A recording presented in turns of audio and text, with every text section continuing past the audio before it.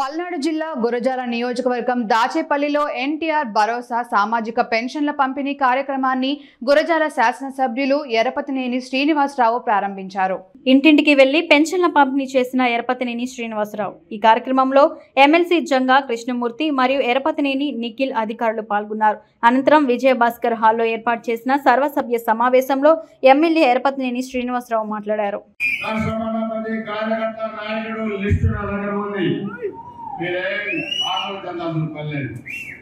ప్రతి ఒక్కరికి న్యాయం జరుగుతుంది.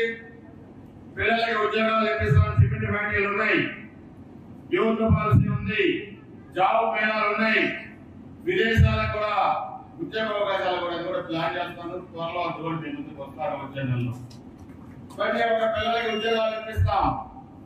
ఆర్థికంగా కార్యకర్తలు నాయకుల్ని బలోపేతం చేసేదానికి సపోర్ట్ చేస్తాను. మీరు ఎటువంటి ఆందోళన పడాల్సిన పనిలే. ఎక్కడ కూడా ఏ నాయకుడు కూడా మీరు నా వర్గం కాదు కాబట్టి మీకు మేము ఇవ్వము అనే మాట వద్దు. మీరు నాగే 30 మంది వర్గం లేదు, మీకెందుకు వర్గం? మనంతా తెలుగుదేశం వర్గం, మనంతా తెలుగుదేశం కుటుంబం. ఇక్కడ మీరైనా నేనైనా అదేవిధంగా అందరూ కూడా కలిసిమెలిసి పనిచేసుకోవాలి.